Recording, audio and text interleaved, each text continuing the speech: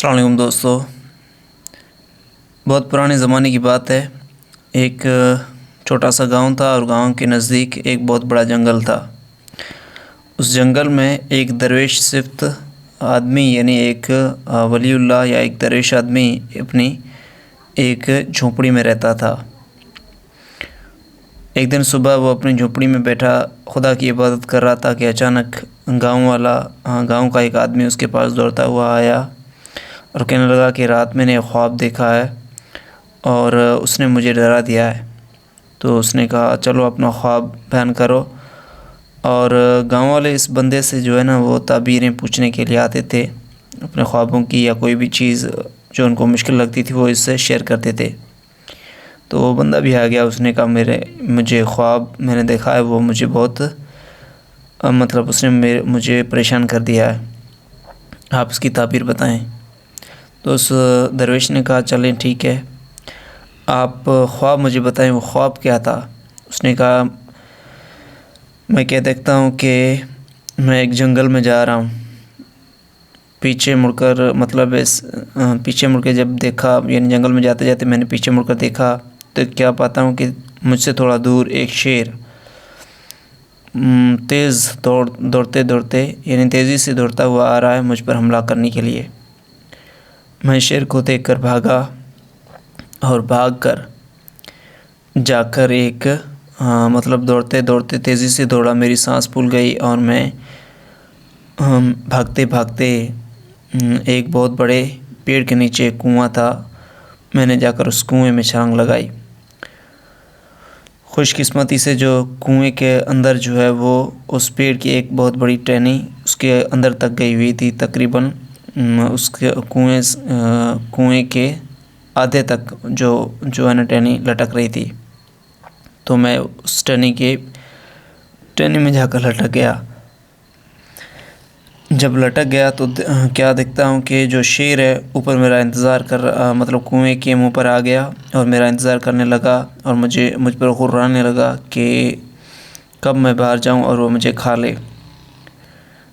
کنویں کے نیچے تہہ میں جب میری نگاہ گئی تو کیا پاتا ہوں کہ ایک بہت بڑا کالا سانپ ششکارے کر رہا ہے، ایسا لگ رہا ہے جیسے مجھے ڈسنے کے لیے بےتاب ہے۔ ابھی یہ دو پریشانیاں تھیں کہ میری نظر اوپر اس ٹہنی پر پڑی جسے میں پکڑ رہا تھا، اس کے اوپر اسے کو ایک کالا چوہا کاٹ رہا تھا۔ کیا دیکھتا ہوں کہ جب وہ کالا چوہا تھکا تو وہ واپس گیا، اس کے بعد ایک سفید چوہا آیا اور میری اسی ٹہنی کو جس کو میں پکڑ کر بیٹھ رہا تھا اس کو کاٹنے لگا۔ ابھی اسی کشمکش میں تھا، بہت پریشان ہو گیا کہ شیر اوپر، سانپ نیچے اور جس ٹہنی کو میں پکڑے بیٹھا ہوں اسی کو چوہے کاٹ رہے ہیں، تو مجھے بے حد پریشانی ہوئی۔ اب بھی یہ سوچ رہا تھا کہ اچانک ایک جو ہے مجھ پہ جو ہے نا پانی کے قطرے گرنے لگے۔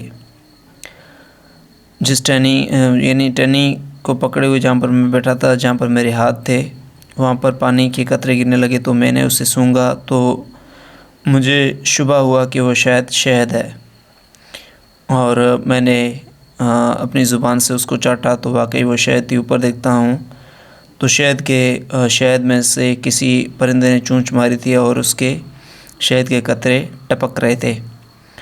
اب میں دونوں چیزوں کو بھول کر، یعنی ساری چیزوں کو بھول کر اس شہد کے مزے لینے لگا کہ اچانک ٹہنی ٹوٹی اور میں گرا۔ جیسے ہی میں گرا میں خواب سے بیدار ہو گیا اور رات بھر میں سو نہ سکا۔ آپ مہربانی کر کے اس کی تعبیر بتائیں۔ اس درویش نے کہا جو شیر تمہارے پیچھے پڑا تھا وہ تمہاری موت ہے، یعنی ہر جاندار کا پیچھا کرتی ہے۔